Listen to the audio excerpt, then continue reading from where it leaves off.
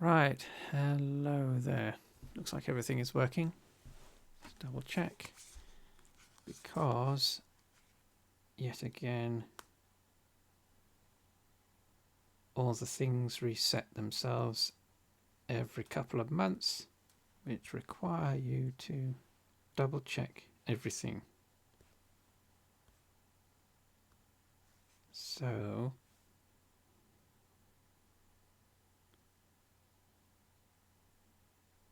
yep, everything's working. Right, okay, so today, whoops.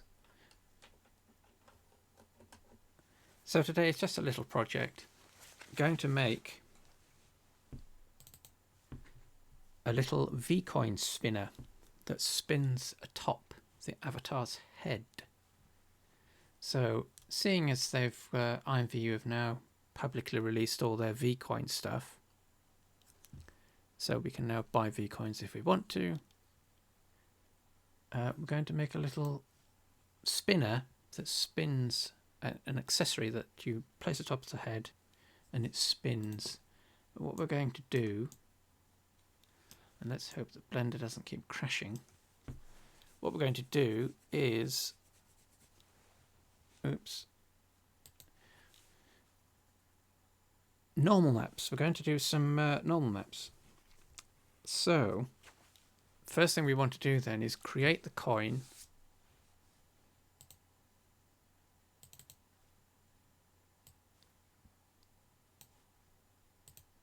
Right, so we want to be creating the coin first so that we bake all the normal maps, and then once we've got the coin, the object, what we can then do is import that into the accessory file. So let's take a quick look at what we're actually having to make, because let's see if I can copy this image. Copy image.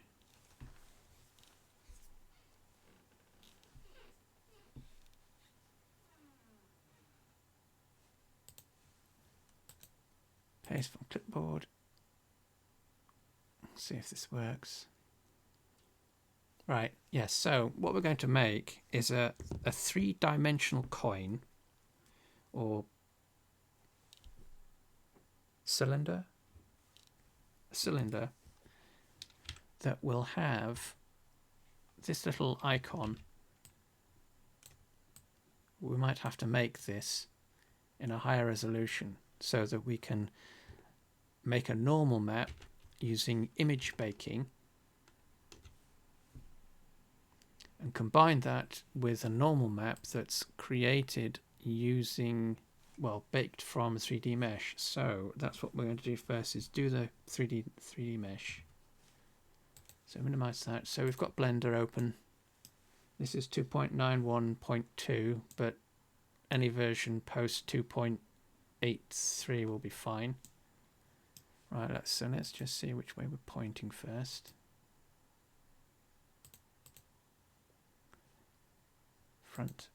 So that's front. So select our cube. We don't need this. So we can delete it. And add mesh cylinder. And then we've got the adjustment property pop-up or overlay. We don't need 32. Whoops.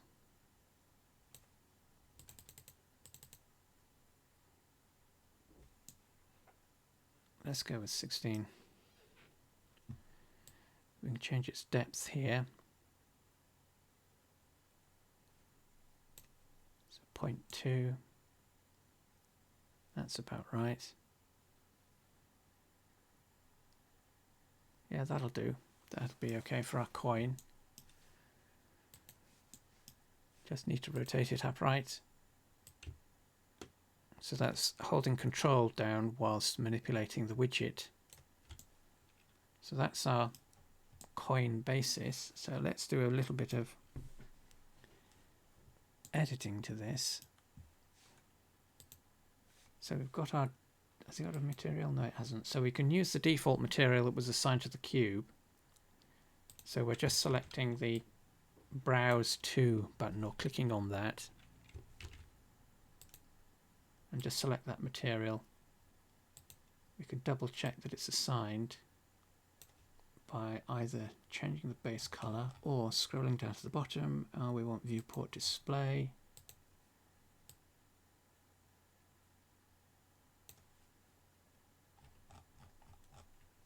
Let's just call this coin, VCOIN,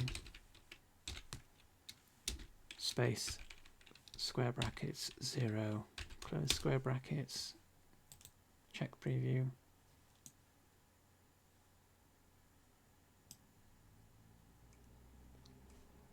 That's all right.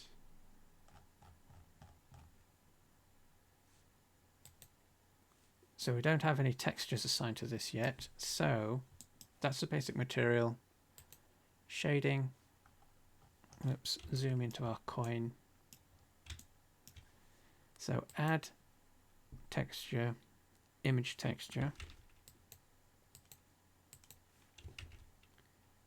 Drop that in place and link color output to base color input. And then we want to create a new image, VCOIN, whoops.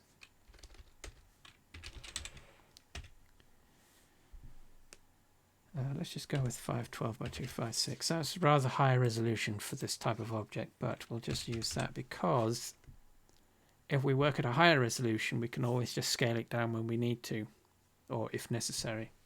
So 512 by 256, because what this actually also means is, so we're selecting the generated type, color grid, and that'll make the UV or the image appear on the UVs. So we've got an image assigned to the material. So now UV editing. So which way are we pointing again? Front. Okay.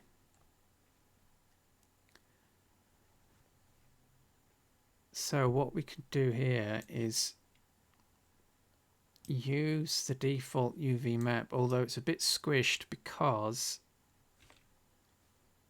it assumes a square image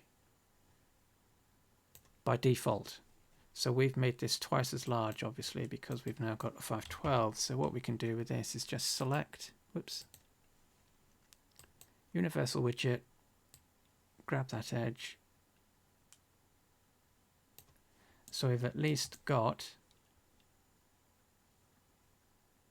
the proportions just fixed without doing any major editing to the UV map. What we want to do is shrink the edge down, which is going to be something like that. Increase the size, so scale up.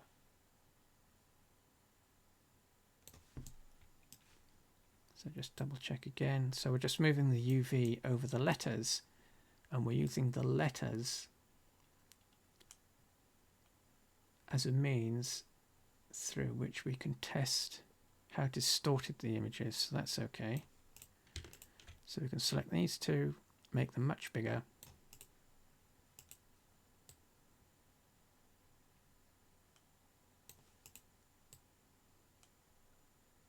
I have to scale these down a little bit. Whoops.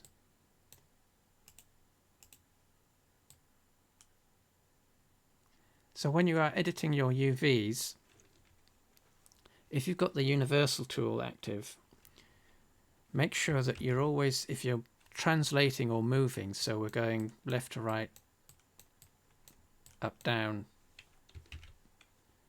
angularly, that you click on the X that's in the middle of the widget.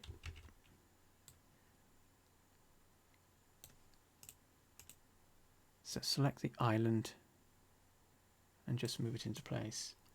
So that is the basic UV map that we can use to bake our normal maps to. So alternatively, if we were going to do all of that from scratch, so let's just save this, save as VCOIN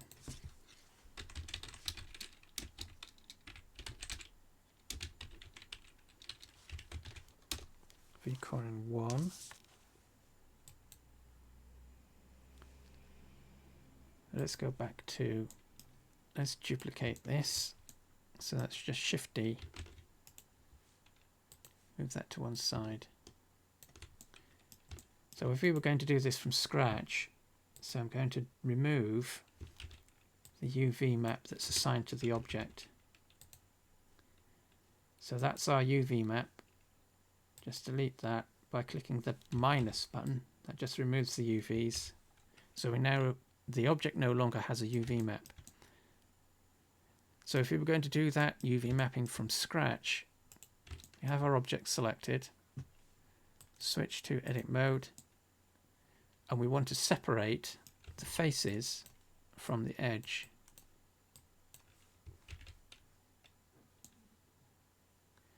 So all we need to do for that is edge. What am I doing? Edge select, Alt click. Just switch to wireframe so this is easier to see. Shift click. So that's Alt click and then Shift Alt click to select both edge loops around our object. And then edge, mark seam. We'll also have to mark a seam maybe at the bottom that's going to be hidden from view for the most part, because we want to split that edge, mark seam. We want to split that edge so it lays out flat. So we're using seams to help with the UV mapping. So all we need to do next is select all. Let's just double check, make sure it doesn't have a UV map. It doesn't.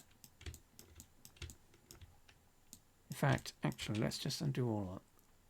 Let's clear all of that. So if we unwrap this now, that's what we get, which is workable-ish. But what that does is it creates a separate UV face for each face of the mesh. And we want to avoid that. So, edges, mark seam,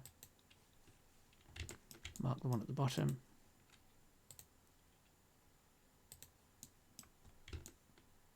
select all, and then unwrap. So if you watch what happens to the UV map. So we end up with that we can then edit.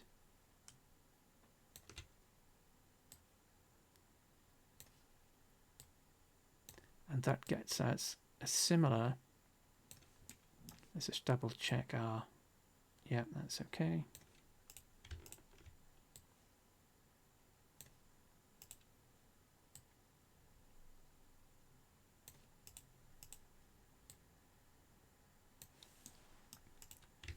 That face looks as though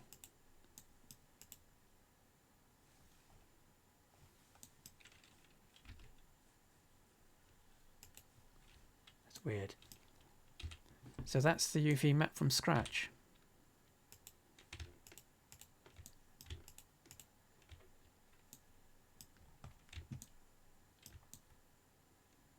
Right, so let's just double save that, double check, save.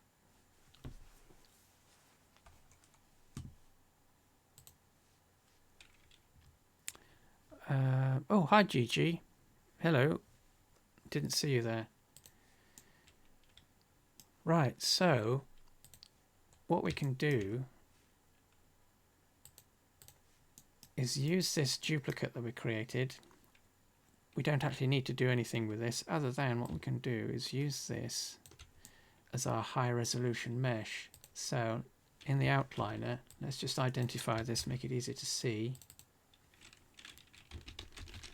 High.mesh, and then the other one in the same place, so it's located in the same place. Double click, call that low.mesh. Right, so we're going to do some editing to the high resolution mesh. So let's just hide the low. So click on the little eye icon. Let's do some editing. So edit mode. And let's see, what do I want to do with this?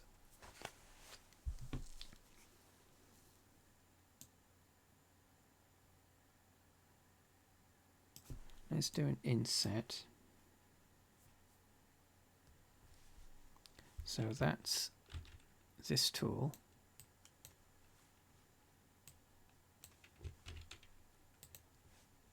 So we get the little widget appearing, left click on that. And unfortunately, don't hold the control key down. You would normally expect that if you hold the control key down, it snaps to increments. When you use the tools, it doesn't always work that way. So undo that. Let's keep an eye on the values up here. So what we can do, whoops, do that again. Start the insert and then type 0.1. Then we can do that on the other side. 0.1.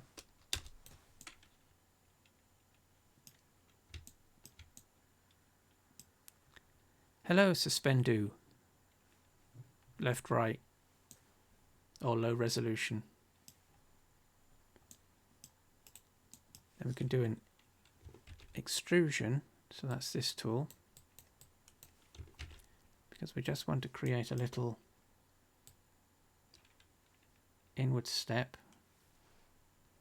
So what is that? Oh, it's not even a minus.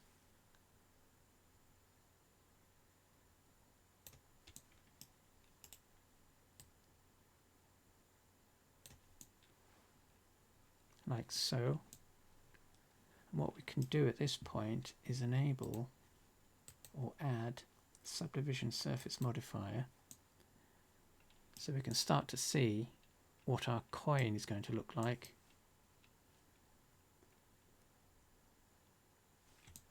So now we can start defining our edge shapes, because all we need at the moment, or all we will need for the normal map production, is the basic structure of the coin. So we don't need to do anything particularly fancy, or you could do if you wanted to, but so edge loop, edge loop, edge loop. So we want edge loop there, edge loop on the other side.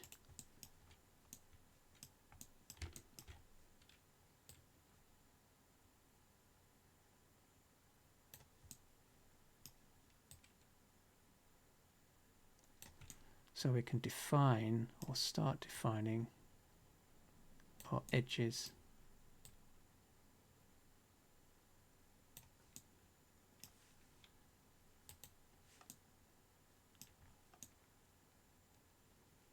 So let's just pop out of,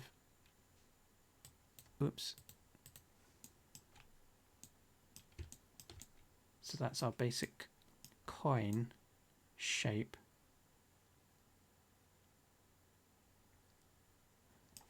But if we want, so let's just scrap those.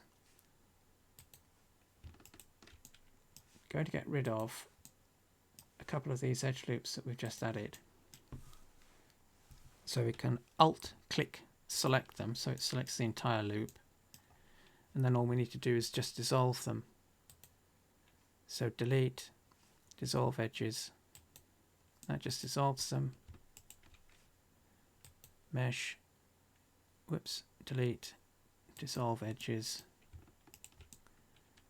because,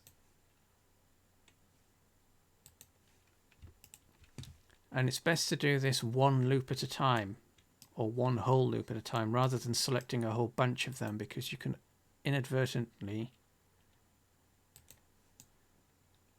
ruin the mesh. So we're going to get rid of these. Although having said that, so let's see what it does.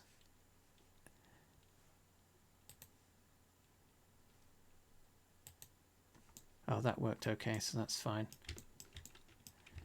So what we're going to do is let's try. No, that's not going to work. That's going to adjust along its normals, so let's just try normal scaling. Whoops. So that's the S key, or we can use the widget.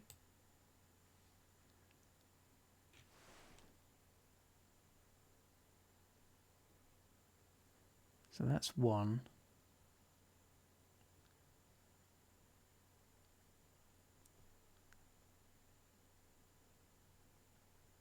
So that's 0.97. So type 0.97. Do the same thing on the other side. Select the loop. Click. 0.97. So we've got both sides the same.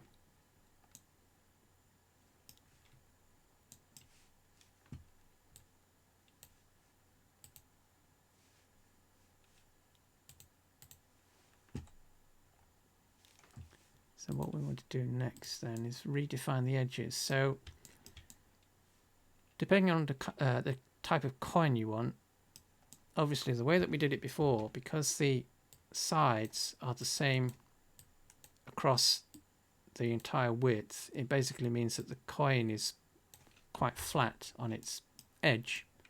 So if you want to change the profile of the coin so that you make it curved, you have to go back to the basic structure of the mesh and alter the edges so that they are smaller than the center. And you do it this way because if we unhide the low resolution, what we're trying to do is make sure that the high resolution fits inside as best as possible the low resolution, so that the normal map will have the best chance of being baked properly. Because if you, this will work, but the temptation might be to just increase that center ridge the way that we did it before. So what we could have done is, instead of going back to the base mesh and adjusting the outside edges so that they were shrunk down, what we could have done is scaled up the middle or the center line. But that would have meant protruding through the low resolution, and that is not necessarily a bad thing, but you want to try and keep it manageable so that everything is within the realms or within the area or volume that the low resolution is occupying. So essentially the low res acts as a bounding box for the high resolution mesh. So let's just get back to adding our loop cuts. Whoops.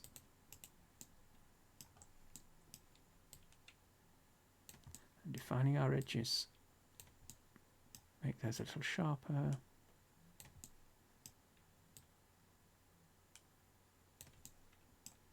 So now we have that, which we can adjust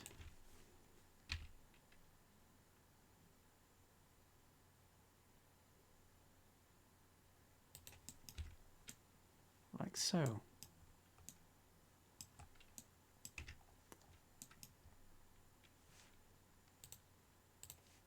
Whoops.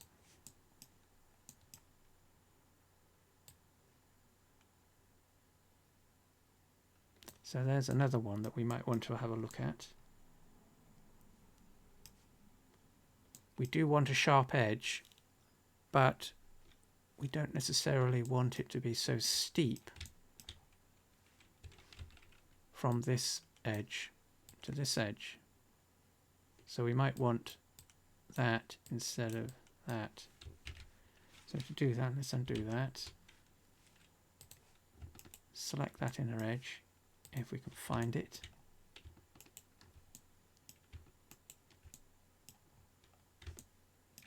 We might have to get rid of that edge there. Yes, so we'll have to remove that loop. Dissolve edge, and on the other side, dissolve edge.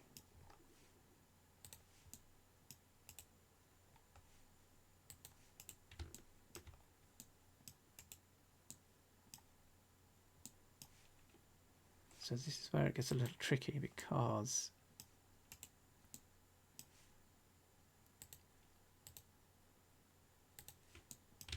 you can't see the face that's selected because, there we go.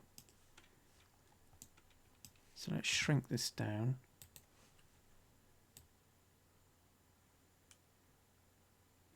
So 0.95. Same on the other side. Click to start the tool and then type 0.95. And this just ensures that both sides are the same. Whilst we're at it,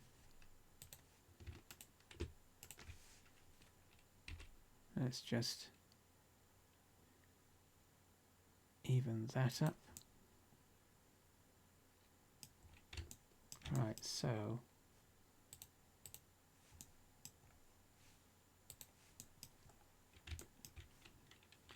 now we can go back in there and add our loops.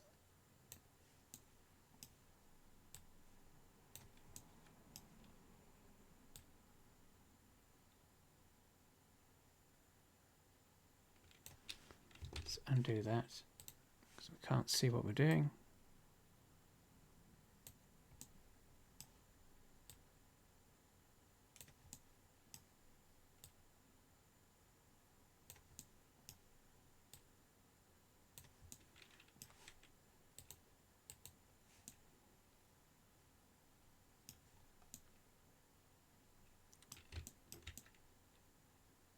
So that could be our base high resolution mesh.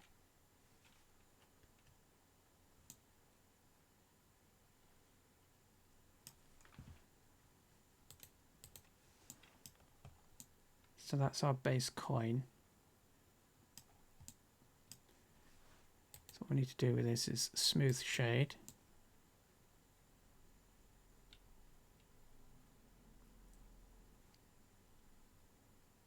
Yeah, that's all right. Save this, save as.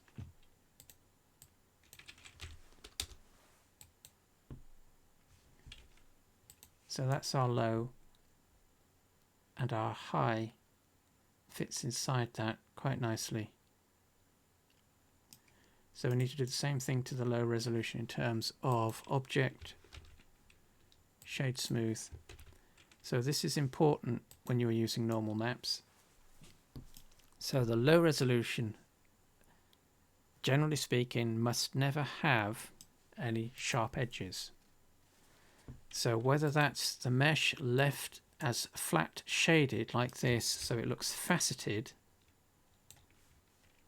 so we get all these facets, or ordinarily what you would be doing is, whoops, get rid of the tool. Ordinarily what you would be doing, sharp, mark sharp, shade smooth, add modifier, edge split, and set that to sharp edges only. So we disable edge angle. But what that does, so ordinarily when you were making something for IMVU, if you're using sharp edges, this is what you would be doing. You'd be setting smooth across the entire object, but then marking edges that you wanted to appear hard or cleanly defined as sharp, and you would export that and it would work normally as you would expect it to in IMVU. But when you're using normal maps, you don't want to be doing this, because the normal map or the high resolution shapes, the structure of the high resolution is what defines whether something is a sharp edge or not. So we're actually using the high resolution mesh to define our edge structure and whether something looks well defined or not. So what we could actually do with this is, so notwithstanding what was said earlier about making sure that your high resolution sits within a low resolution, in this particular instance we might be able to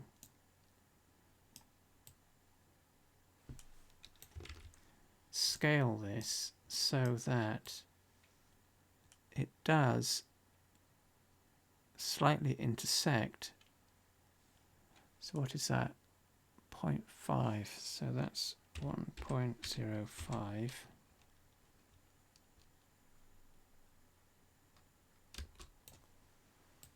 And then the height, that'll be the same, 1.05.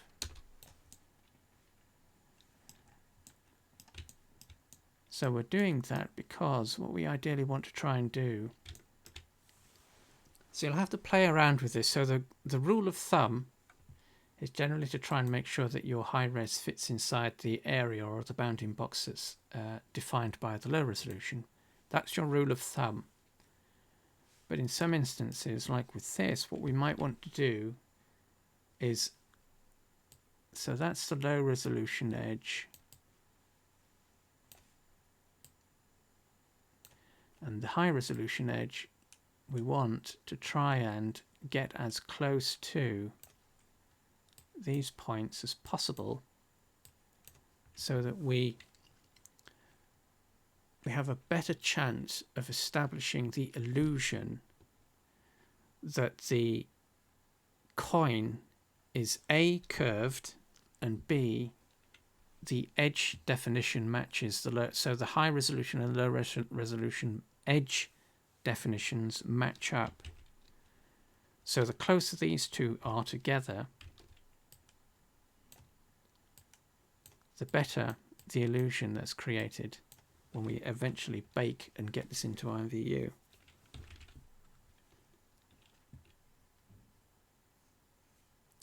Oh, hi Andrea, or Andreas. You're very welcome. So let's just save this, save as, and I'm saving a lot of these restore points because Blender has a tendency to crash. Right, so that's our basic coin. So that's our high res. And we're going to use this to bake the normal map from this. That's our low res. So what we need to do is just get rid of, actually we need to just delete that. We don't want smooth edges or smooth shading or anything on this other than the global smooth shade or shade smooth or mesh smoothing as it would be in Max that's assigned to the entire mesh. Right, so let's double check. So that's our UV map. And what we're going to do now is bake a normal map to this.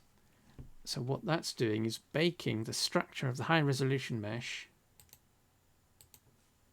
So that's our high res. Hang on, let me frame selected. Oops.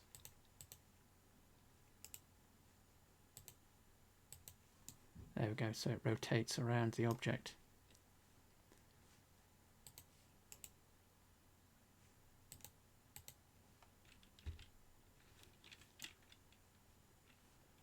What was I saying? Oh yes. So now what we're going to do is bake the high resolution mesh structure to the low resolution defined by the UVs. So our UVs act as a map of sorts that instructs Blender, or whatever application you're using, to bake the corresponding structure of the high-res mesh into these areas on the low-res and the UV map. So for that we have to switch to, let's just get rid of, I'm going to remove the UV map on the high resolution mesh so that we can see it more easily. So we don't need this. This does not need to be UV mapped, and it doesn't even need a material, so we can delete that, and we can also delete the material because it's not needed, at least for the high res. Low res does, it needs the material and to be UV mapped. So to bake, we need to switch to render properties, and we have to switch the render engine. Yes, it's still the same. We have to switch to cycles because that gives us access to the bake settings. So click that, so we get all these options. And what we want, click on the bake type, we want normal.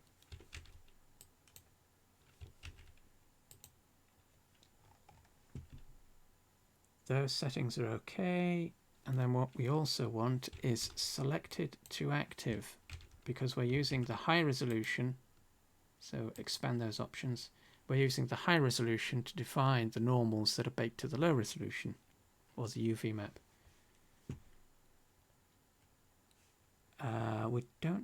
We might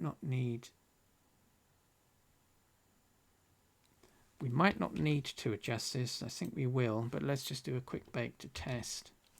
So what we need to do is select the high resolution first, then the low resolution, so that's shift click. Let's just switch back to UV editing so we can see the process as it works.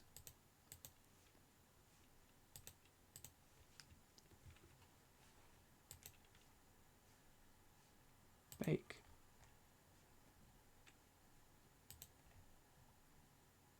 And then all we do is click the big bake button.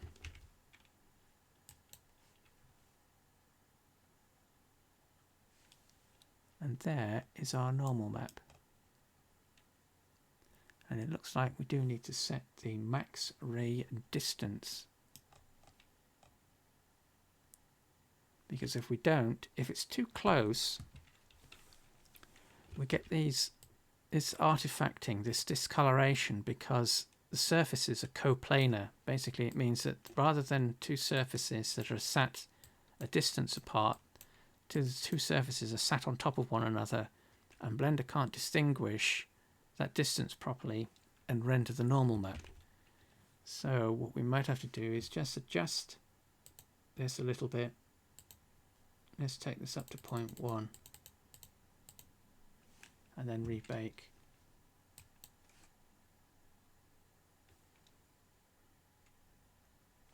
Nope, still doing it. So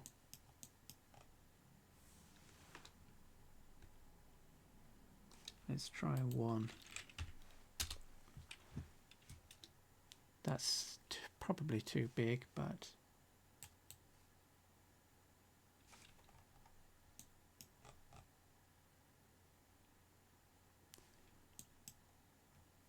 right, so if that's happening, then let's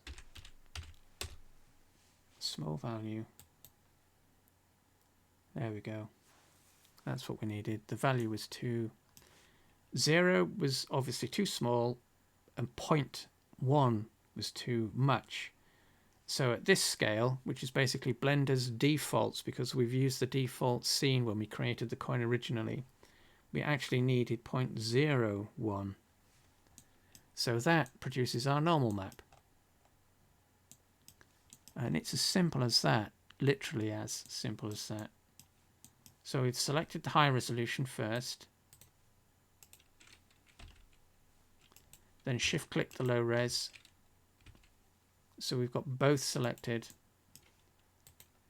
I'm just in edit mode just for the sake of being able to see the process bake the normal map. So baking means writing or rendering the normals to the UV map. And that's literally all we do. And that's our normal map baked. So let's save this. So image, save as VCOIN bake. We want to save this in a lossless format. So if you are going to use PNG, I don't know how this is in other applications, but in Blender we have this compression value. If you're going to use PNG, zero that out. So you are using lossless compression. Well, it's not going to be using any compression, or it shouldn't use any compression. But preference would be to save as BMP, Targa Raw, TIFF, and whatever these other formats are. If they're lossless, I generally go with Targa Raw. We don't need RGBA. A is the alpha, so that's the transparency. We just need RGBA, RGB. That's all right. That's all right. Save as. So that's the basic coin blank created. What we can do now is go back into shading, hide the high res. And what we can do here is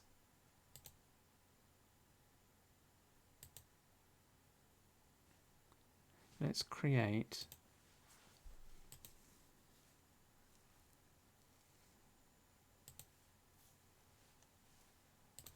so this is 512 by 256 la-di-da, create,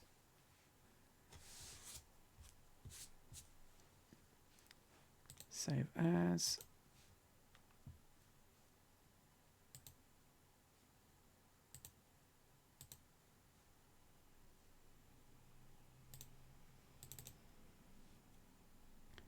where are we? Accessories, there's poop in hand, and we want VCOIN _D, that's the diffuse. It's just white for now. So let's export this as a PNG, export. Right, so what we can do now then is load in that image. So click the file icon, and it's the, there it is, VCOIN D. So that replaces the image that we just had associated with the material, which was the normal map. But what we can do now, and this is something that we can do with Blender, we can preview. So we're going to add another texture node.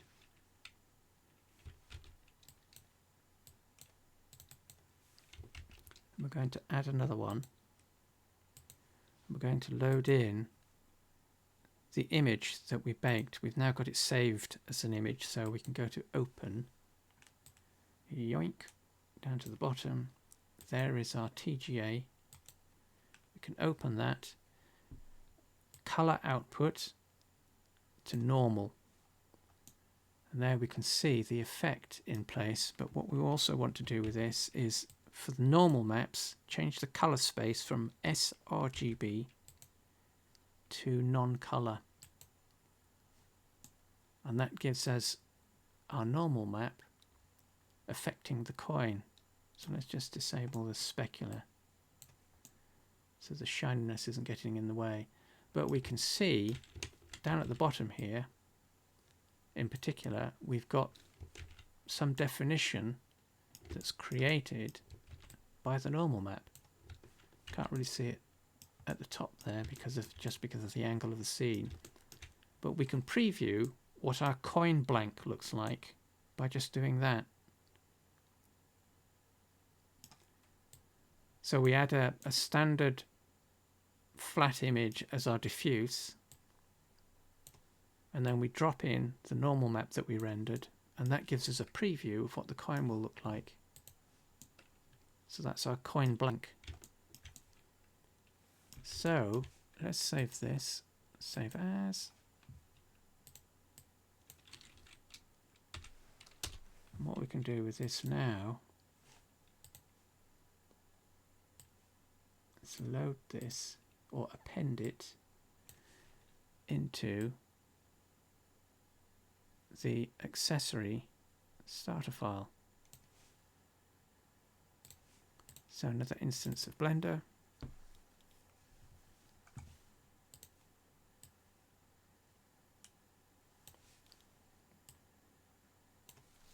Going to drop in the accessory file, which is female 04 accessory.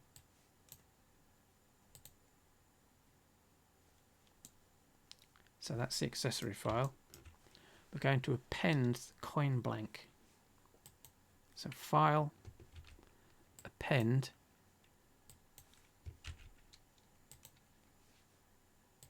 so we now need to browse to our coin.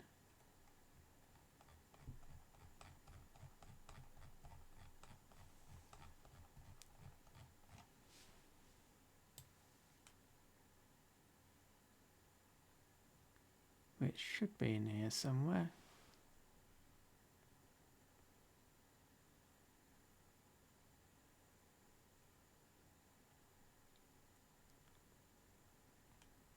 Where did we save that?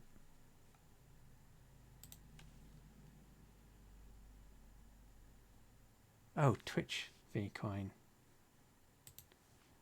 Okay, so Twitch VCOIN. Oh, there it is. So double click, that's the file that we want. So double click, and this basically means that Blender is now, well, the files, the .blend files are now acting like zip archives or RAR archive files, so we can go into them and see the contents. So when we're appending, generally speaking, we want the object folder. So double click, and then we can select the low res. We don't need the high res. Its job is done. It'll get its medals and can retire for an ever and ever now. So select the low res. Those are okay, and then just append. So because of the scale difference between Blender and IMVU, after you've appended something, it's going to appear as though nothing's happened. So we can double check that that's not the case or not. Couple of ways. So in the outliner, we can look for an instance that's just appeared, low.res, low.mesh. So that tells us that something has been brought into the file. But what we can also do is view frame selected. And if we select this,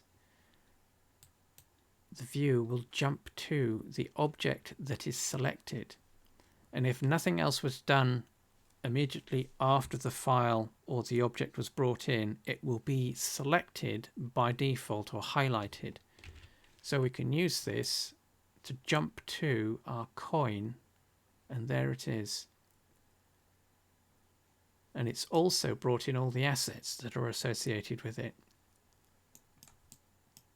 And it's tiny. So whilst it's selected, so double check, so click to activate. And then what we can do, scale, click drag, And let's set the size for, how big is this going to be? 70.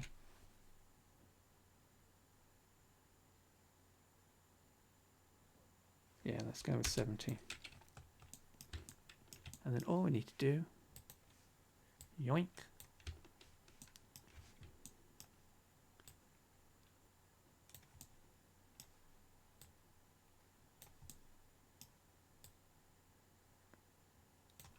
Position that above the avatar's head. Let's save this now that we've got that in.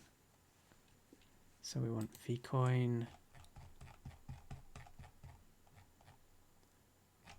Twitch, where is it? It's number 5.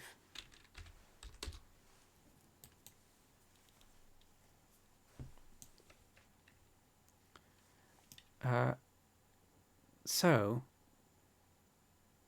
it's as simple as that, he says. So what you would next do is, if this were just to be essentially a sign like this above the avatar's head, the next step would be to select the mesh, edit mode, select all, object properties, or object data properties I should say. We need to create a vertex group in here, so click the plus button, double click to rename, that's attachment root, attachment root, then click the assign button, and this associates this group with the entire mesh. So click assign, and we can double check that by using the select and deselect buttons.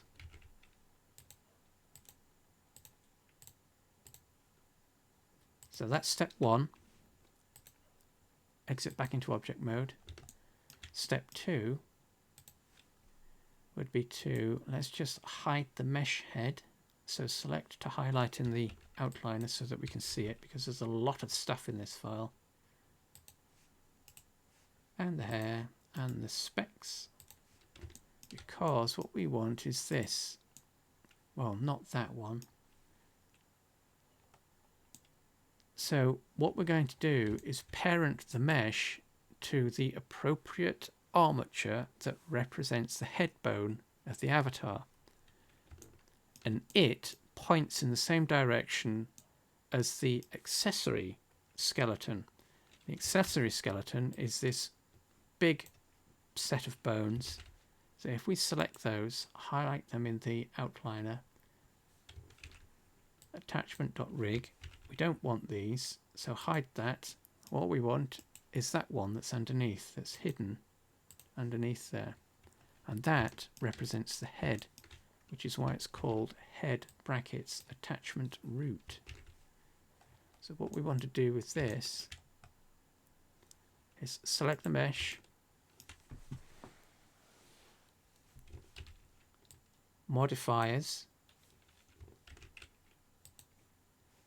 click on the add modifier drop down, and we want an armature modifier. So click that and it'll drop this panel into place. What we want to do here, again, make sure the mesh is selected, click on the dropper, click on that, we get the little dropper icon, and then what we can do is move over the armature that we want to use.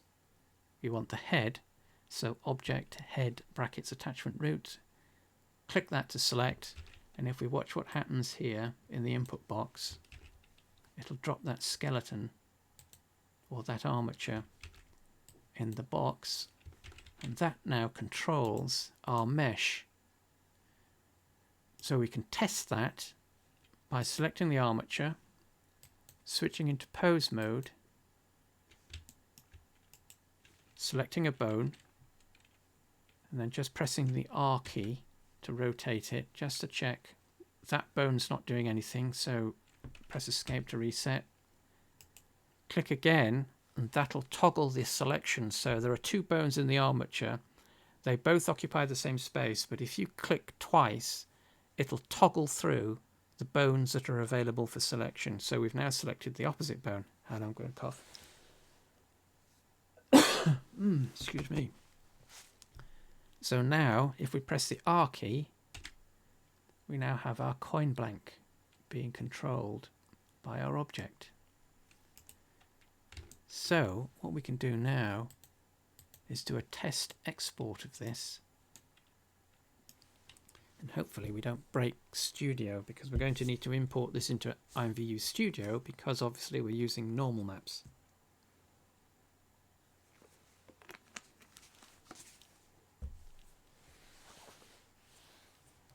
So select the mesh. Oh, let's save a file. Save as 6. So mesh, shift click the skeleton, and then export. So file, export FBX.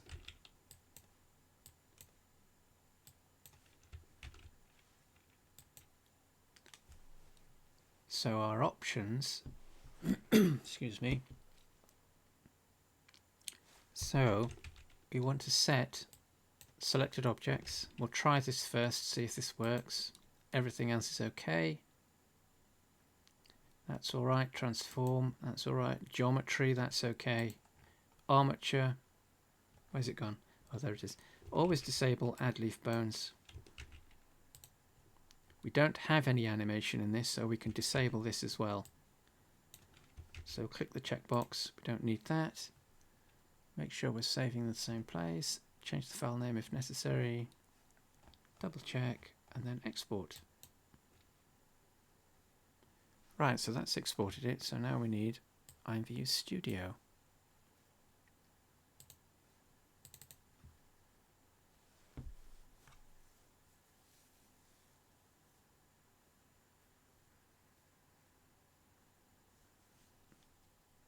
So this is Studio for those that don't know what IMVU Studio looks like.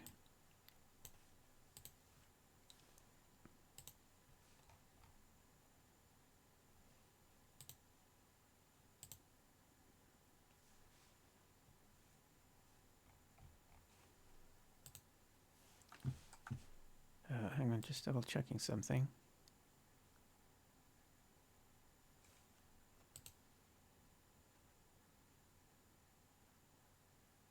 Oh, that's weird. Right, so this is Studio for those that don't know what Studio looks like. So on this page we've got all our projects that we've been working on, that we've saved. And right now it's loading pretty much all of them. So to create, just want to click on the Create button at the top here.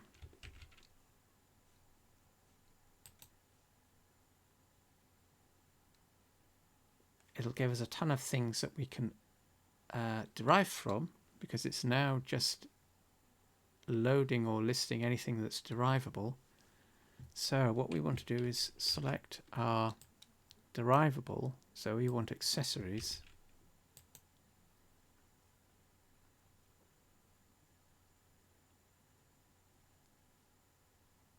What did that do? There we go. The menus are a bit sensitive.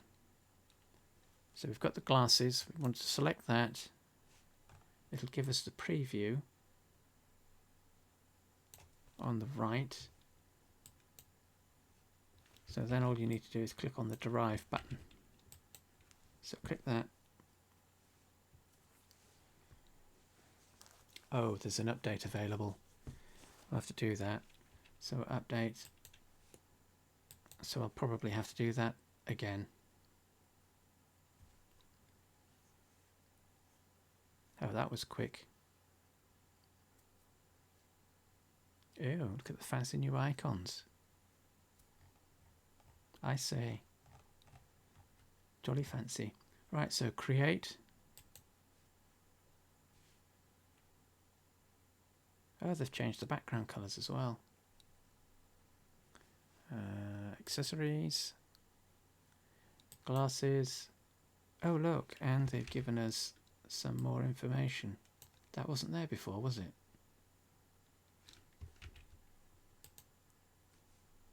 Derive.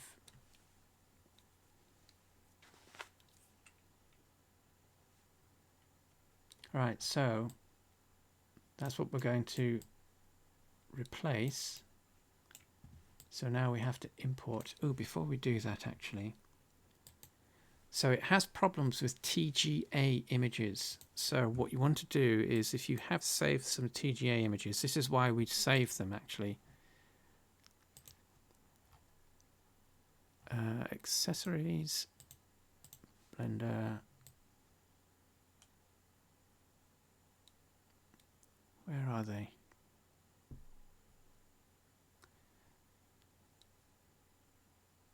That's PNG. Where are the TGA files gone? Oh, there they are.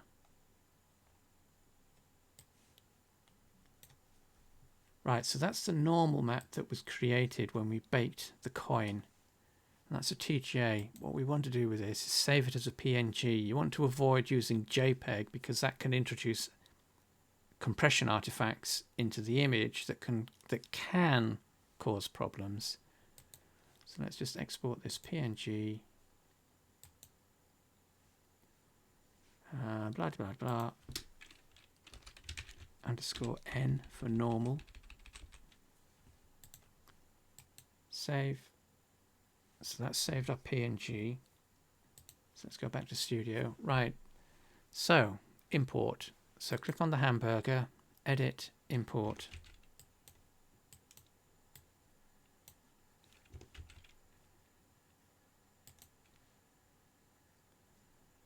That'll give us the file browser. And we want accessories, textures, not textures, Blender 2.8. So we need to find the coin now. Twitch VCOIN 6, open.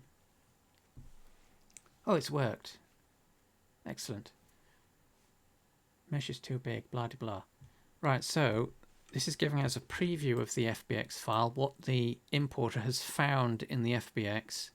So all we need to do is click the Setup FBX button.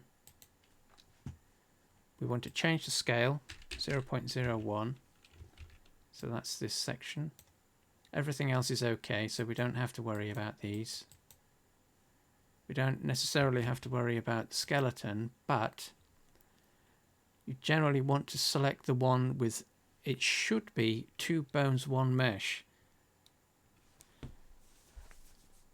Because what we're using is just the armature itself. What we want is the armature itself, because depending on the type of product that you import, accessories in particular will often show 2 skeleton structures or skeletal structures, because FBX considers all objects within the file to be a component of a skeletal hierarchy. So the mesh itself is being considered a bone of the FBX hierarchy. So we've got the mesh, then we've got bone 1 and bone 2. So what we want is just this one, but the FBX considers all of them as part of the FBX skeletal hierarchy. So it'll always list 3 bones 1 mesh or 2 bones 1 mesh. For accessories, we just want 2 bones 1 mesh, and that's usually just attachment root. So it's got our mesh, so we can click on next. It's got our VCOIN, that's okay, next. No animation, review, skeleton mesh material, that's okay, and then import. Right, so unlike Classic, when we import something, oh, there's our coin. Ta-da, there's our coin in place. Unlike Classic, Studio doesn't replace the mesh that we are wanting to override by default. To do that, what we have to do is go into Component, And we've got this section that lists the different components of a product. So we've got materials, meshes, that's actions. No, that's skeletons, and that's actions. So what we want is mesh. So we've got these two options. Well, these two entries, because we've now got our spectacles and our mesh. So that's our mesh and that's the spectacles. We want that to replace that. So what we have to do is select the glasses, which now gives us all this on the right. And all we do is change the asset that's associated with the glasses. So click on the drop down. There is our low.mesh. Click on that to select, preview, and that replaces the glasses. And that's how you import and override or replace the mesh from the object you are deriving from. So what we can do with this now, and it's also now that means that we've got the mesh ID set correctly as well. So what we can do now, materials, select our VCOIN material. So it's brought in the diffuse by default. So what we can do now is click on the normal entry. So we're clicking on the icon. This gives us this panel that we can now add an image to. So it's clicking the plus button, browse to our PNG, VCOIN N, open, and then select it, and that's dropped it into that channel.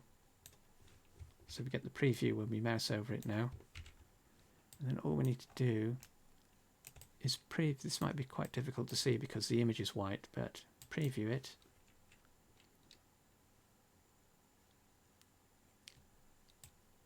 Yeah, it's difficult to see because the image is white.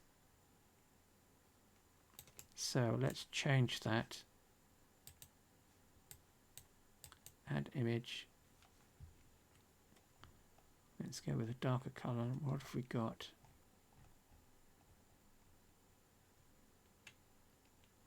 Let's just go with Big Bow Red. Preview. So there we go. We can just about see it. So we can hide those, but we can see the normalized effect.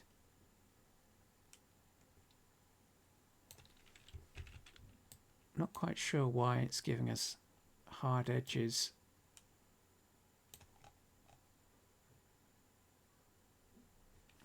It shouldn't be doing this.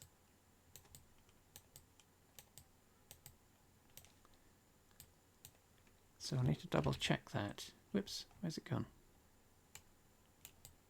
So that's our coin blank in place. So let's just save this. Hamburger file, save as.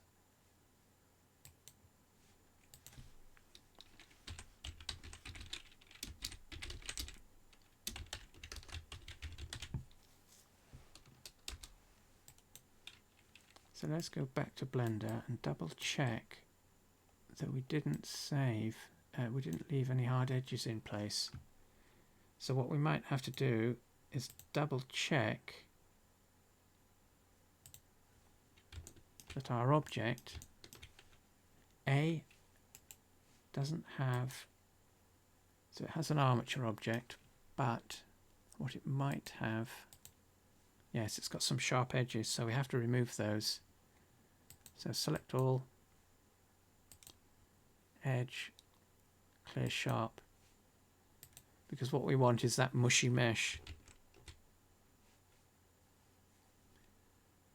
So what's happening is that the export process is recognizing the sharp edges that are tagged onto the mesh, and it's splitting the edges, and we don't want that.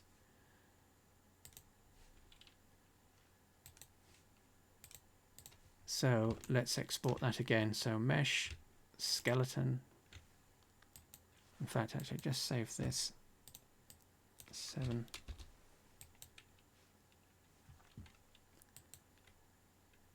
Export FBX. Just save over the same file.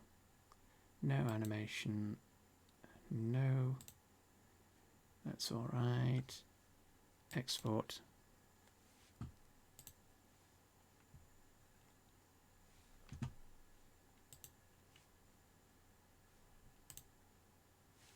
So let's re-import that. So what we don't want are these sharp edges. So let's do another home.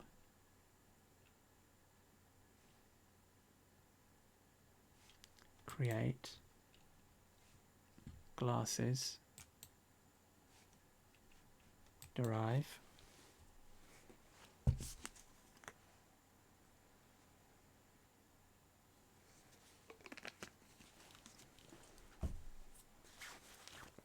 So we'll do the same import process. So hamburger, edit, import, Twitch, VCOINS 6, open. So same process again. So setup FBX, scale 0.01, skeleton, 2 bones, 1 mesh. It's got our object. Next, it's got our material. Next, import.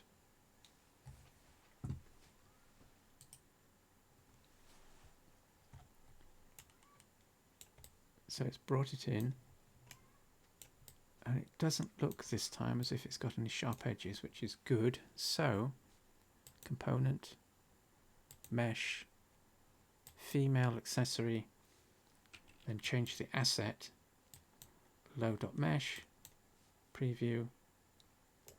That gets rid of the glasses, peekaboo. So now, material.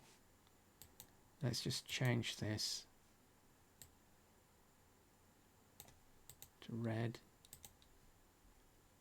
and then add in the normal map.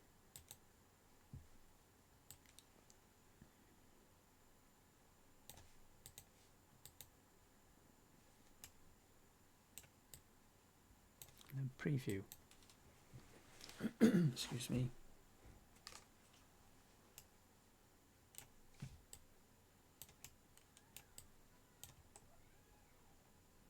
That's weird.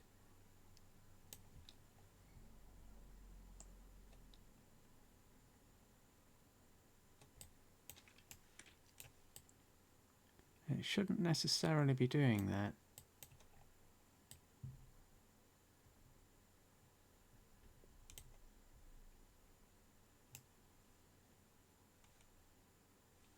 So what we should be seeing is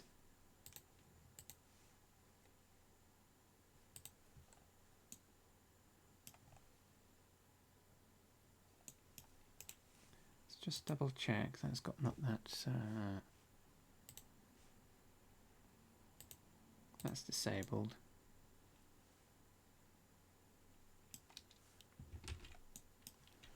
Let's just switch to a different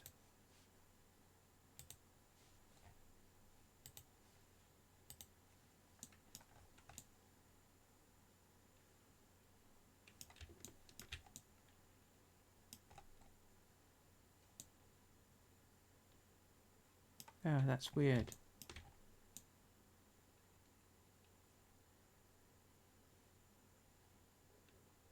Shouldn't necessarily be doing that because the normal map, as we were saying earlier, the normal map defines the edge, whether it appears sharp or not.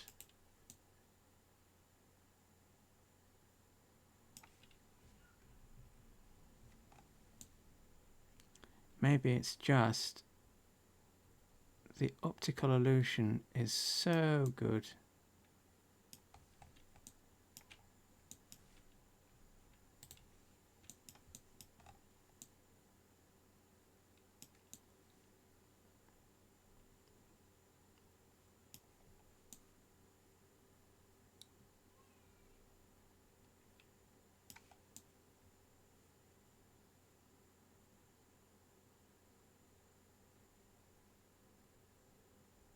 Yeah, that's weird. Okay, so that looks as if it's doing what it's supposed to be doing.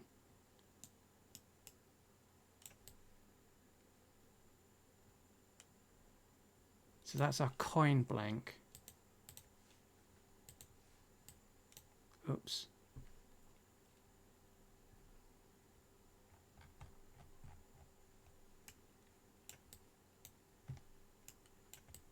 Yeah, that's weird. Wasn't expecting it to do that. But anyway, so that is our coin blank.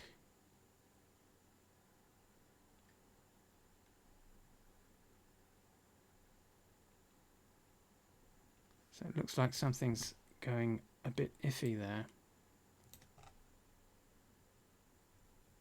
But once we've got our coin blank, what we can do, so we don't need to do anything with that.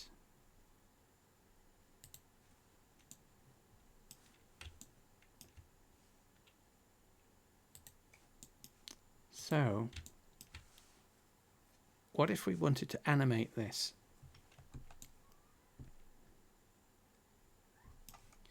So what we'd need to do for that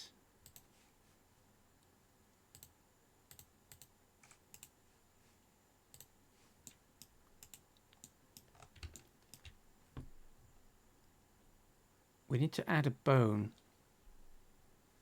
to the accessory armature that's going to be associated with the coin. So all we need to do is select the armature, go into edit mode, select, well, there are two ways we can do this. The easiest is just to select one of these round nodes at the back here.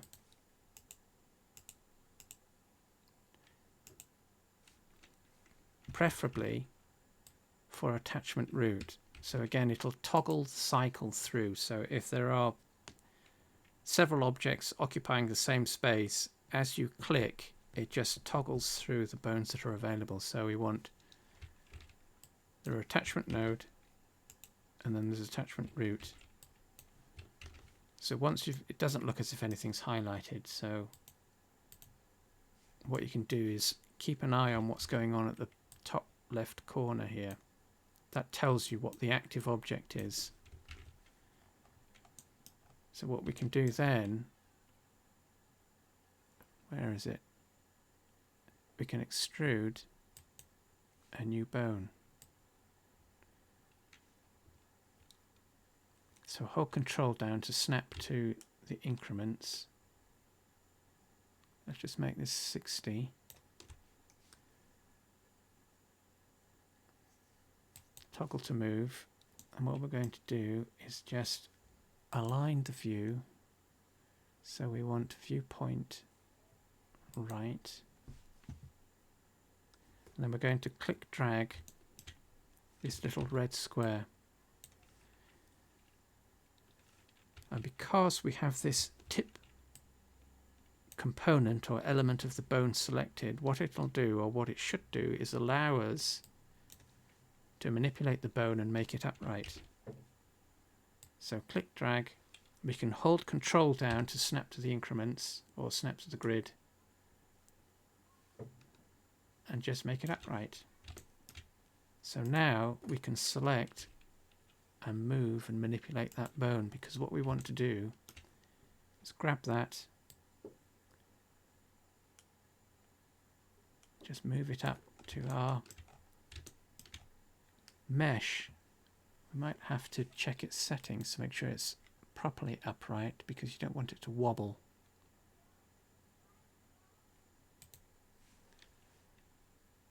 So we can see the bone's properties here. So we've got the head. Let me just double check. Can't remember which is the head. Yeah, so that's the tail end. What we want to do is make sure the Y coordinates match so that the bone is properly upright. So what we can do is select copy, select, paste. That makes sure that they're both in the same place.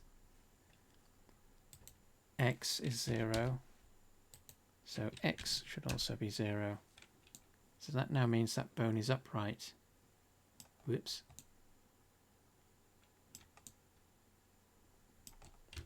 What we can do now, select the bone.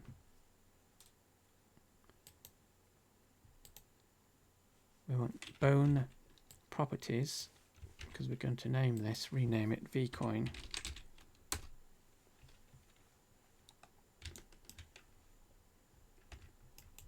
Select our mesh. So what we're going to do is control the mesh with this bone. So we're toggling back out of edit mode into object mode, select the mesh, and we want object data properties. We've already got the vertex group set up for this, but all we need to do is double click and rename this VCOIN. So that's the name of the bone that we created. So if we switch to pose mode, so we've got the 3 bones. If we switch to pose mode, select our VCOIN bone, we now find that that controls the mesh. But the other 2 bones, so node doesn't do anything, root doesn't do anything yet, because what we want to do is set the relationship up so that the root node, or the root bone I should say, controls VCOIN. So we select that, and it is, where is it?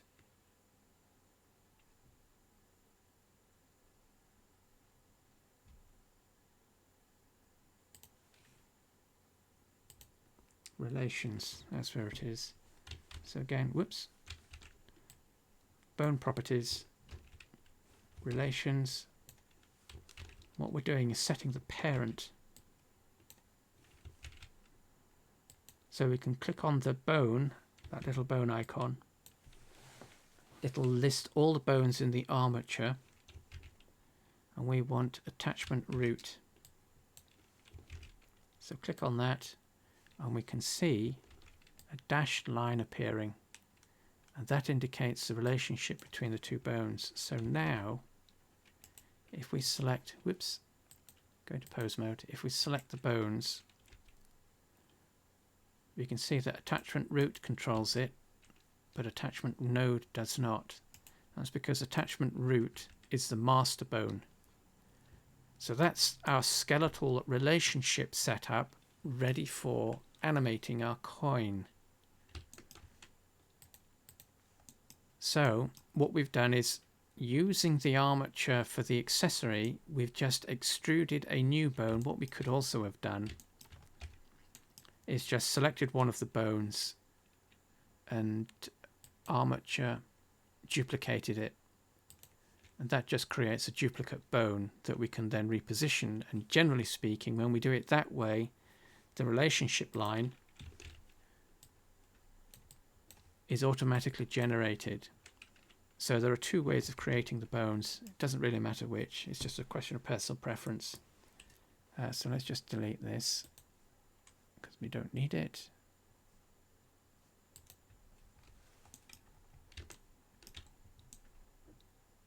So what we can do now,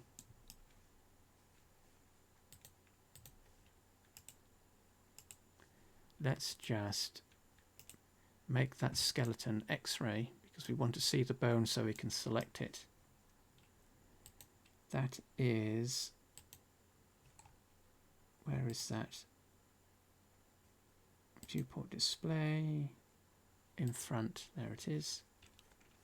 So for this, we're in object data properties as opposed to bone properties.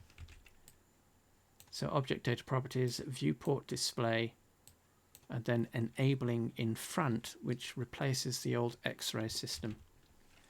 Because what this now means is, save this, save as, 8.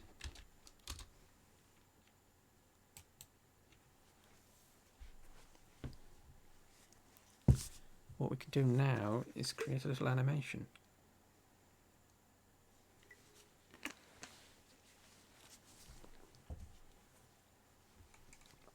So for this, make sure the armature is selected. And down at the bottom, we want to swap the timeline, which is what's active at the moment. This is the timeline. We want to swap that. So click on the icon. I want to swap that to the dope sheet. And then from the dope sheet to the action editor.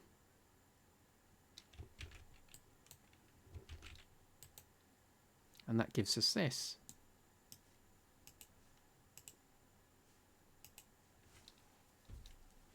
So to create our animation, whoops,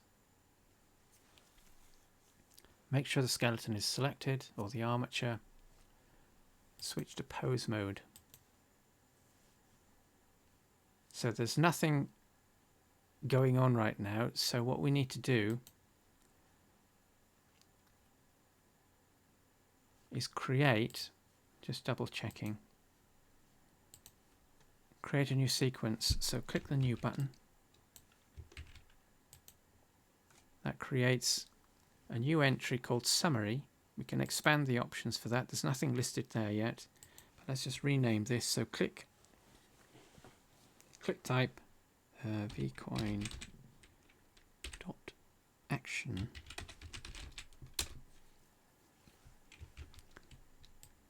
Click the shield. That'll keep this data in memory, and then all we need to do is select the bones, and because we're in pose mode, their color changes. So for this first frame, what we want to do is make sure that the timeline scrubber, that's this blue thing, is at frame 1. Select all the bones, and then pose. Where is it? Oh, animation, insert keyframe.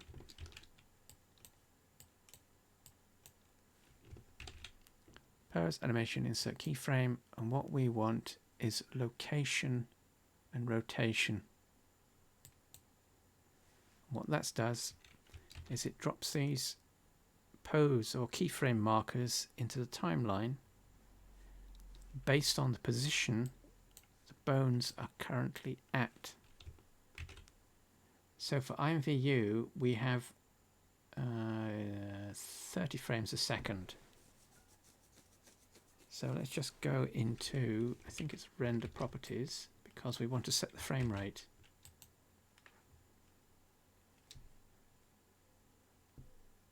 Where is it? Blah de blah de blah.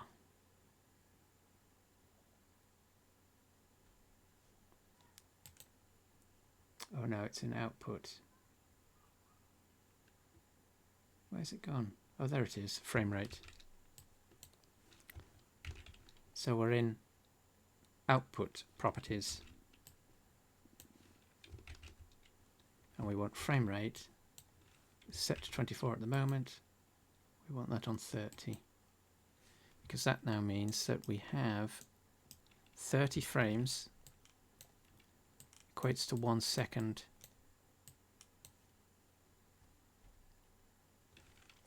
So all we want to do with this then is a quick rotation. So how long do we want to set? That's 1 second.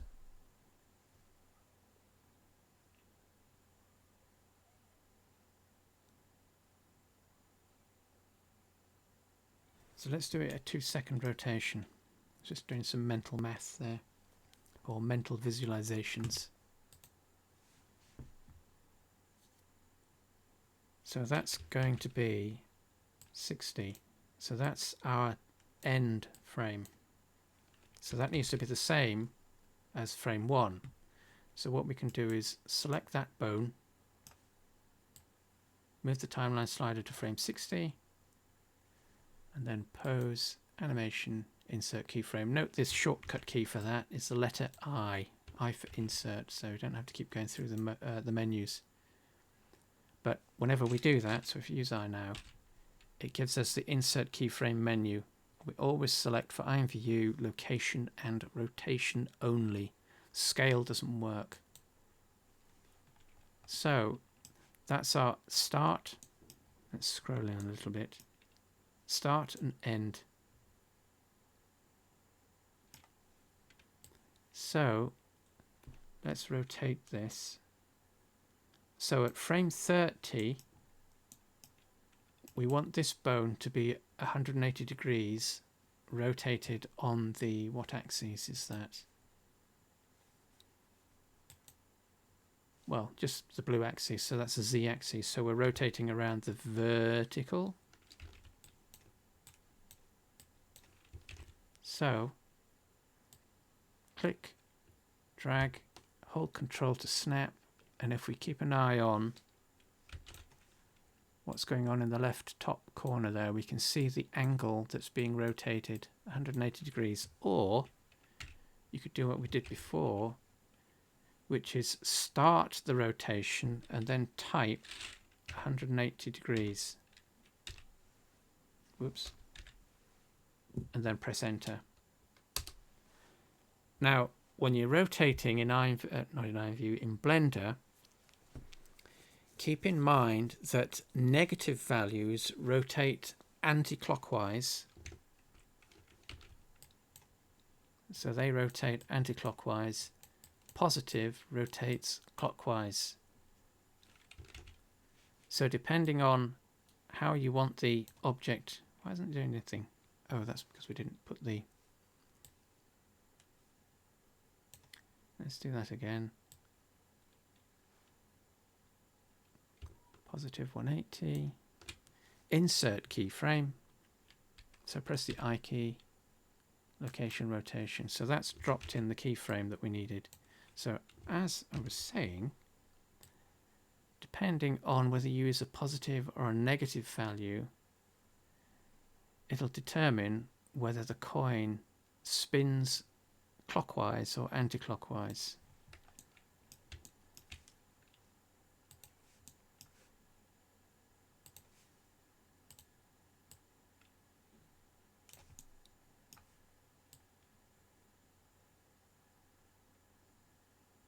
And in Blender, annoyingly, because it uses these, it doesn't do.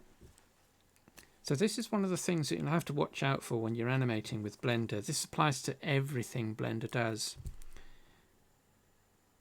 Ordinarily, you might think that you could rotate something from 0 to 300. I'm having to write this down just so that I can see what I'm doing. So you would ordinarily think that you could rotate something by going from 0 to 360, and that would give you a full rotation. So if you did 0 plus 360, that would give you a clockwise rotation.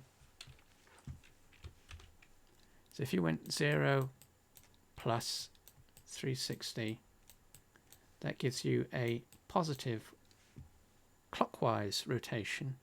You might ordinarily think that 0 negative 360 would give you an that's the wrong way around, anti-clockwise rotation. Blender doesn't work like that.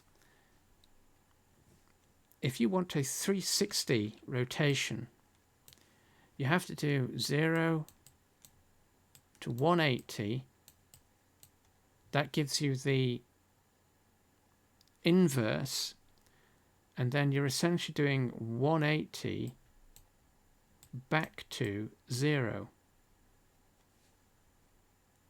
And if you don't get the numbers right, if you don't get these two right relative to the inverse, what you'll see happening is the object will rotate one way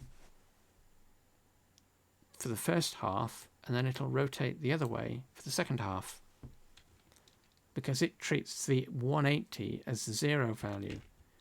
And that can be really confusing for your animated sequences. So what we might want to do with this is invert that. So we can delete that keyframe, or,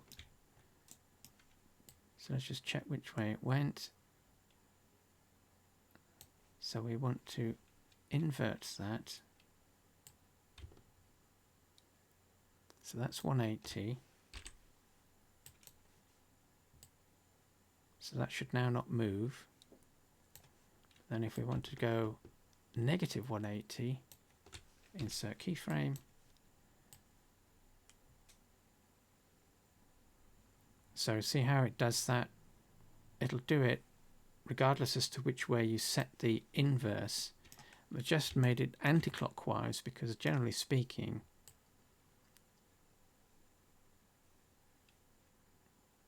it would be clockwise if you could see it from behind, so you were looking at the character from the third person perspective. But as we're looking at it from the front, generally speaking,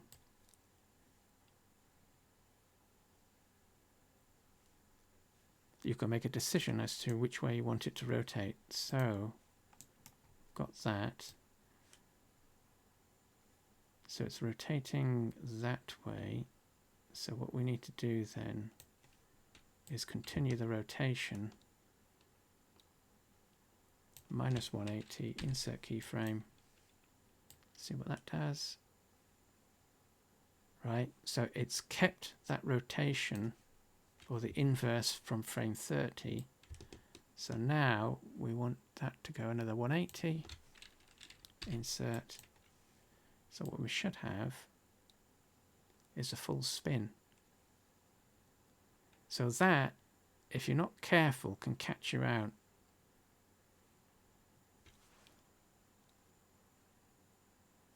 So for Blender, you're essentially doing two halves of a rotation. You're doing a positive rotation and then a negative to continue it.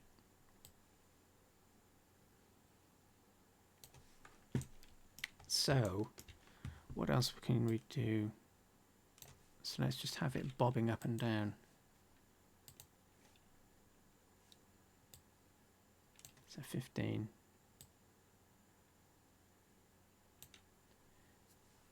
Insert keyframe.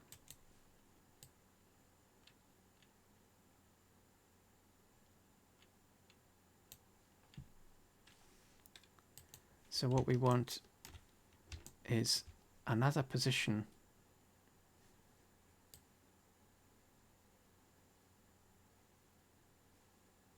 in between.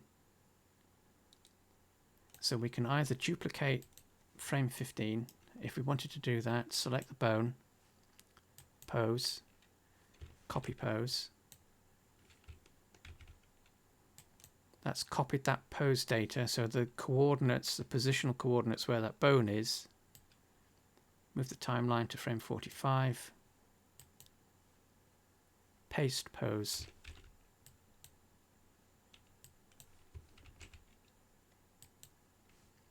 Insert keyframe. So press the I key. So what we now have,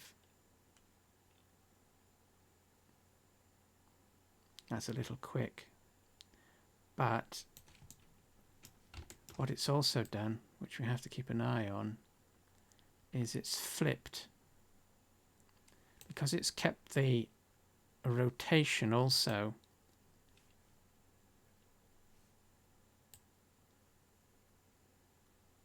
So if we watch what it's doing,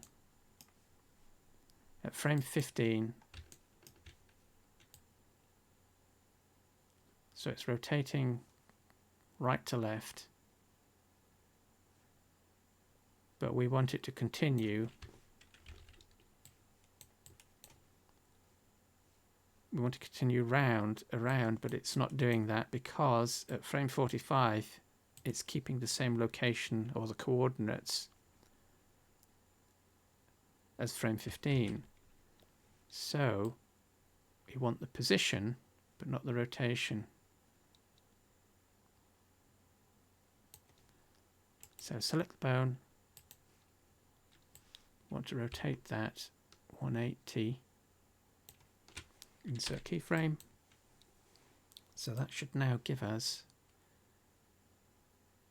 whoops, that's the wrong way around. So undo that.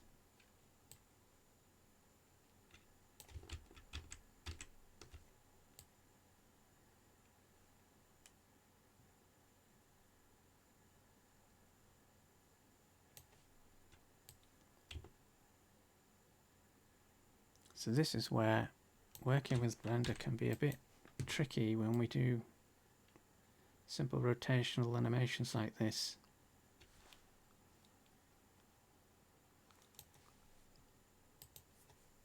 So when this happens, we can take a look at what data it's saving and then switch to the graph editor, because that gives us this lovely view.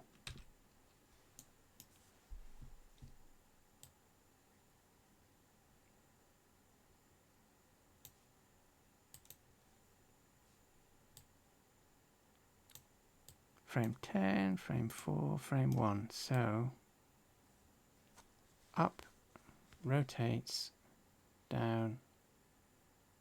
It shouldn't spin round like that. So that's the height. What we want is a rotation.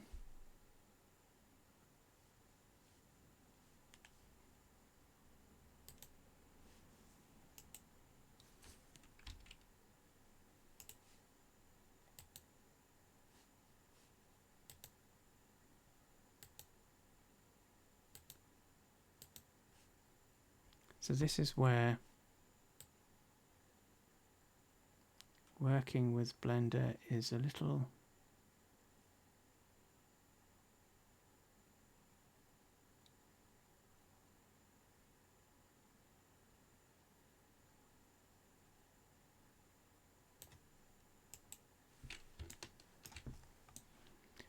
tricky, to say the least.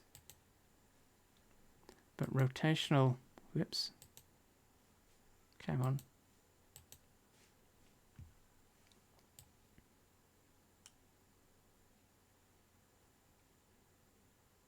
Up. So an alternative way of doing this. So let's just delete that, because once you start editing and mucking around with the graph editor, things can get really, really tricky. So we want to try and keep this relative to the action editor and just manipulating the bones and dropping in keyframes. So we have our rotation set.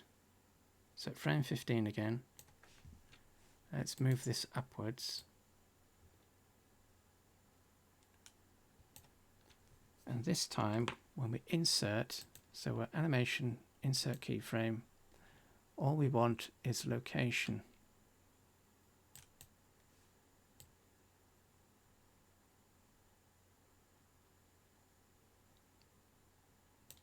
And to ensure that that works, instead of copy pasting, let's just move it back up there.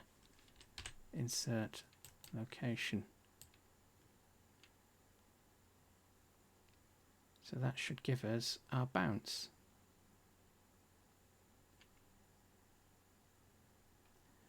So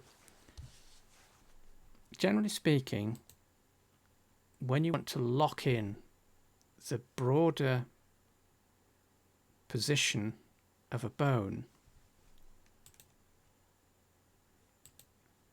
you want to be using location and rotation. But sometimes you'll only want to lock in a specific aspect of the position of something.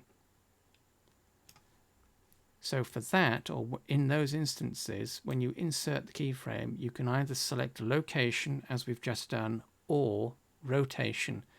And that saves the specific elements or the specific aspects of the bone's position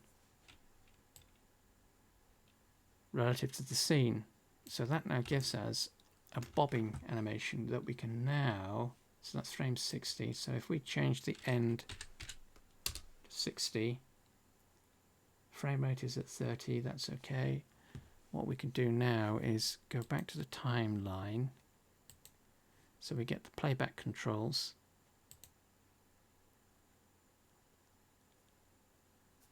That's quite quick.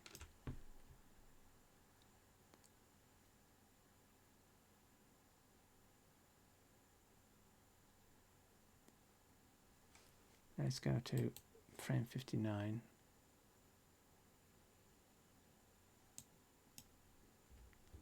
So what we want to do also is take a look at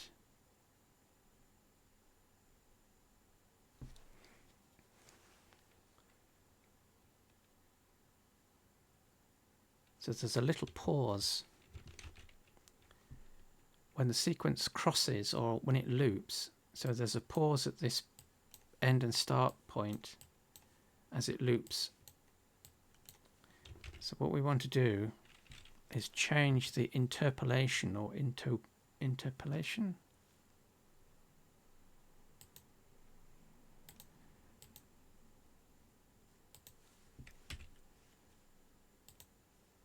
Now, let me see if I can remember where we do this. So, dope sheet, action editor.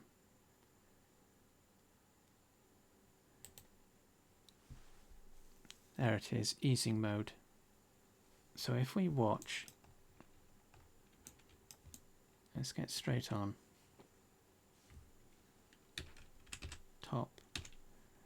Right, so we're more or less straight on, so we can see the coin rotating.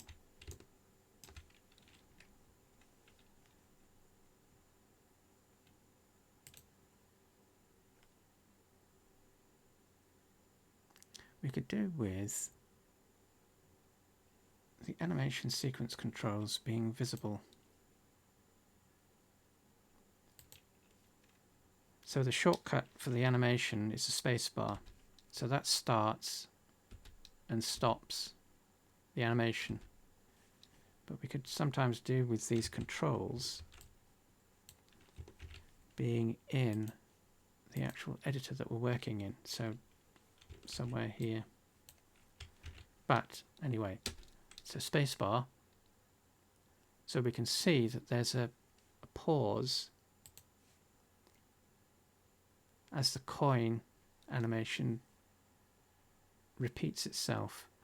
So what we can do is change the easing mode or the interpolation mode, either or.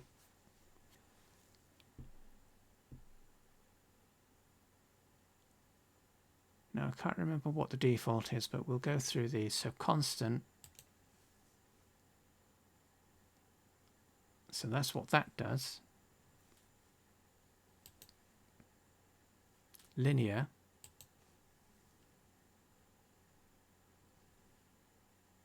so that changes the behavior.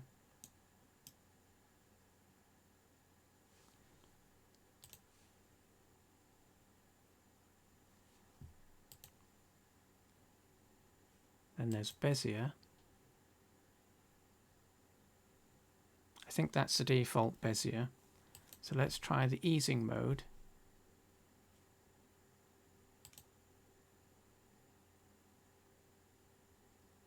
That doesn't change anything too much.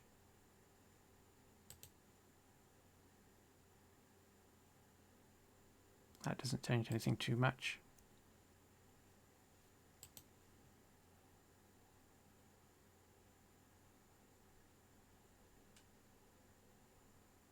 That doesn't change anything too much either. What we're looking for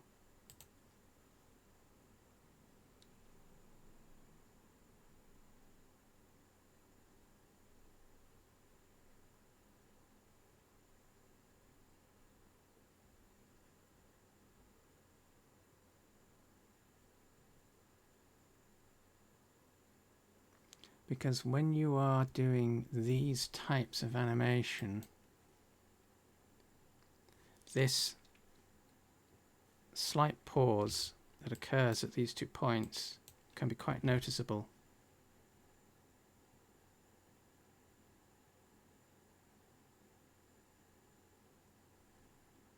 So what it might sometimes mean doing is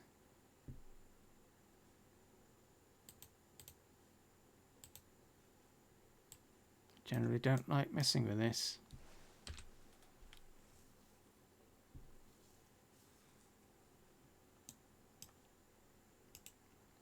So it's these points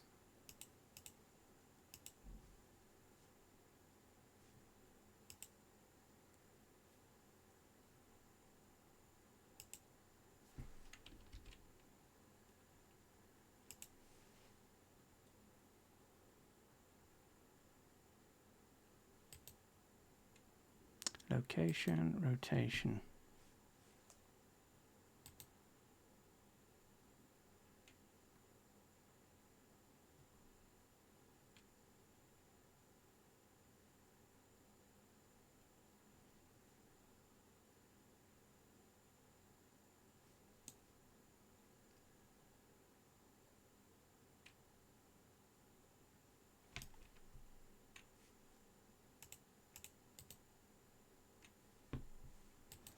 There is something missing here.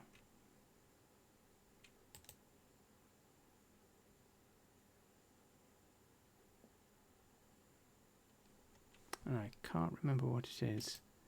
So let's just go back to dope sheet.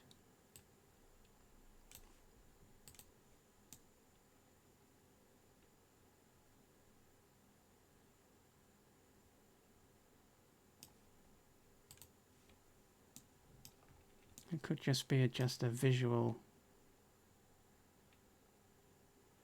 Oh no, that looks all right. It may just be a visual thing of being, depending on the angle in which you, depending on the angle you're watching what's going on, the bobbing can appear, not the bobbing, the pause that sometimes occurs at the end and start frames can be quite noticeable. But sometimes it's not quite as obvious as it might appear, but that is a simple, let's stop that, that's a simple animation for our VCOIN. So if we wanted to slow this down, what we could do, select our keyframe, press the G key, and what we can do is move that, click to drop it into place, and adjust our keyframes. So that's 60, and that will be 30-ish. So we now adjust our end frame, play back, and that slows it down.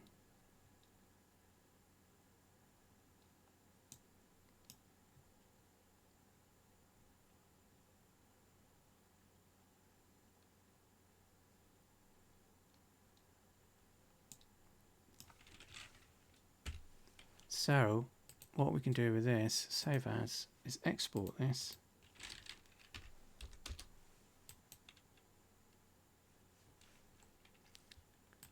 So object mode, select our mesh skeleton, which includes the action, and file, export, FBX. So let's call this 9, so update the file. So selected objects, that's okay, all of that's all right, geometry, that's okay, armature, again, always disable add leaf bones. Then for animation, we want that, so select that box, expand the options, and when we're exporting animations, always disable NLA strips and force start end keying. So disable those two. Check the file name, location, that's okay, and then export. So what we can then do, new project, create, glasses again. Derive.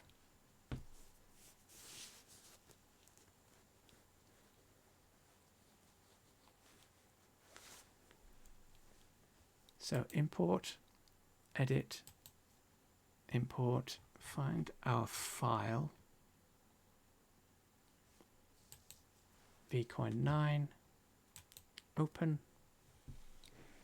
So that gives us the importer, and now we can see that we've got two animations. So set up FVX, scale 0.01. So now, because we added an extra bone, our attachment root skeleton entry now has 3 bones and 1 mesh. So that's the one we want. That's our mesh. VCOIN, that's okay.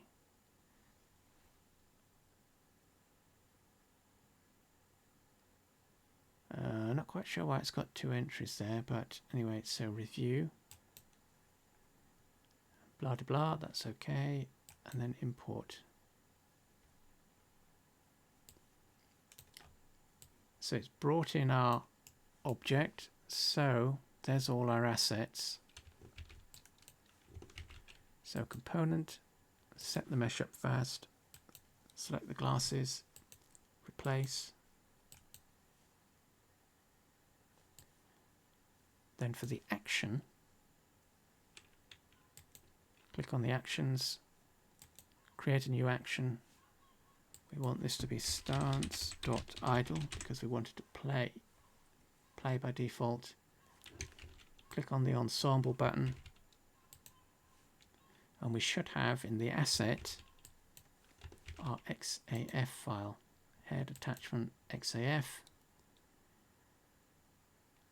Duration is 1 to 120. Want it to loop forever, so 0. Don't need blend in, blend out. Replace. Don't need disable gaze. And then apply. Preview, and this should. There is our animating coin.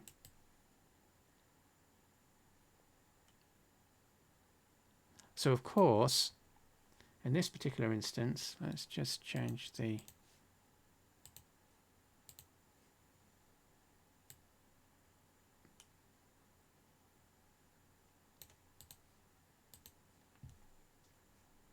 and the normal map.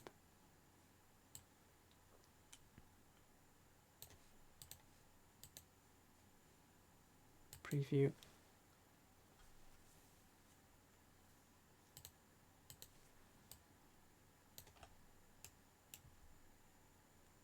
I think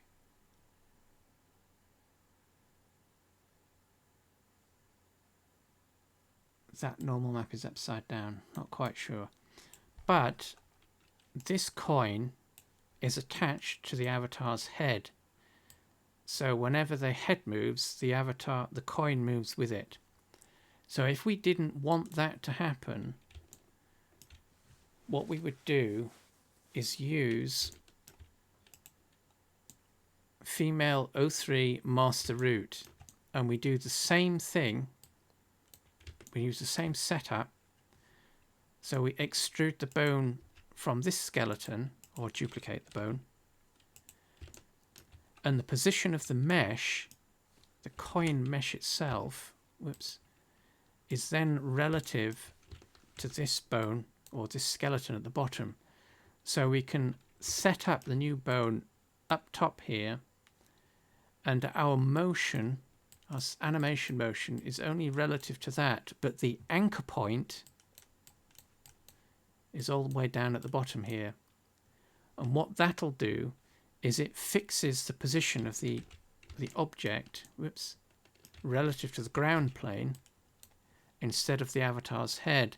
So now the avatar can move around and it won't affect the object.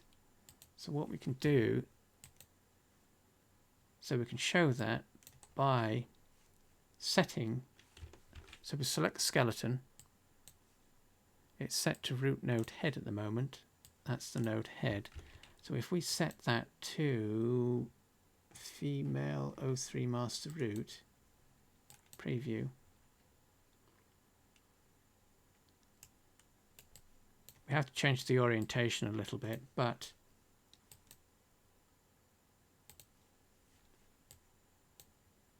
because the head, might notice it here, but the head skeleton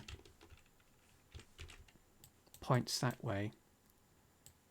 Female 03 points that way. So it means that our bone at the top here is actually orientated relative to this skeleton, not this skeleton. So if you do something like this, it means that the coin will appear in the wrong position. But you can see how that animates without any problems, and the avatar is free to move, and the coin will stay in its place.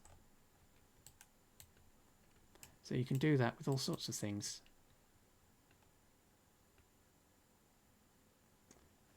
Let's go with left hand or left wrist.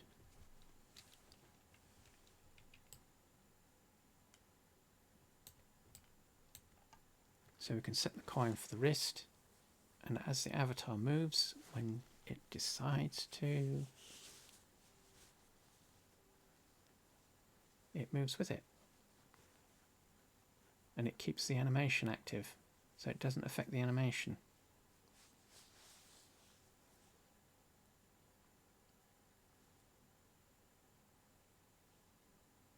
So, oh, wow, we've been going for 2 hours. Okay, so we'll call it quits there, but that is your VCOIN coin blank, normal mapped and animated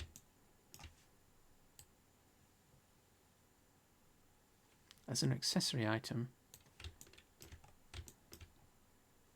So if you set it up for the head and you want to use a different bone, just keep in mind that the orientation of the bone might change relative to the skeleton that you are using. So that's the only thing that you really need to watch out for if you're going to use something like this. If you're going to create something that's got a sort of a universal use, keep in mind that its position may not appear where you might expect it to, because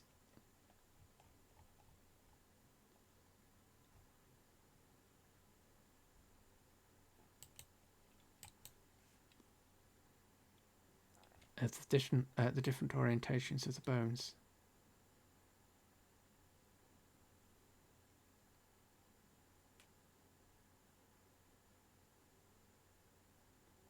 I'll have a look at the start and end point of the bounce. I'm sure there used to be a way of looking at that and addressing it, but that's okay for now, because what you can do is configure, just reduce the frame rate by 1 so that you're not using 2 duplicate start end frames, and that usually is enough to solve the problem.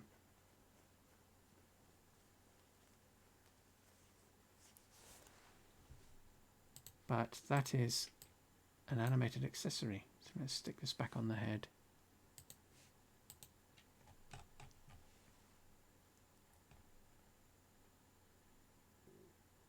Where's the head?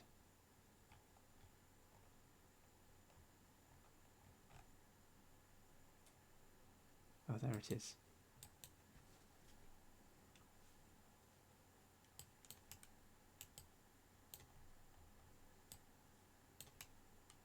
So that's your coin blank.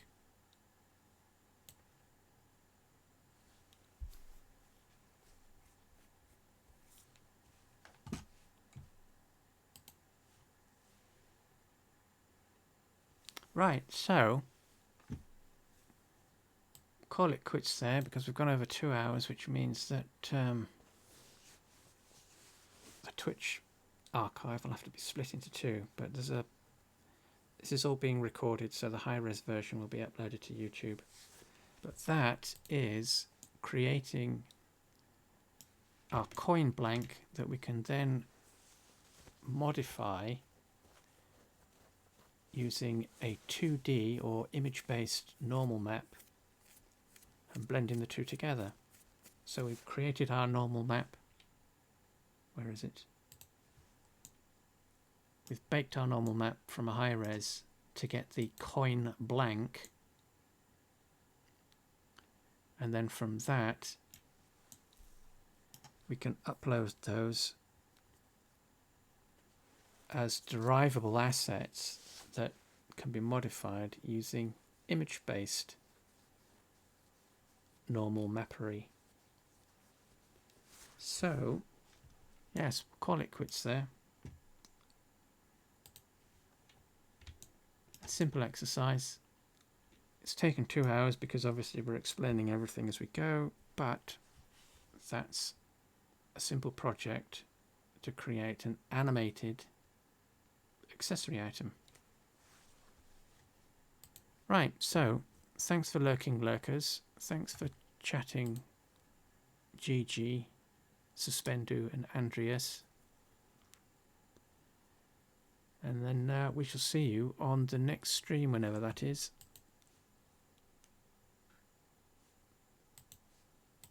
So, oh yes, don't forget to subscribe, click the links, do the things so that you are reminded whenever there's a new stream, because unfortunately they're not scheduled, so you'll get a notification when we go live.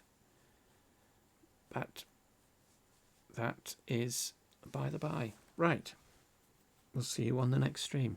Bye for now.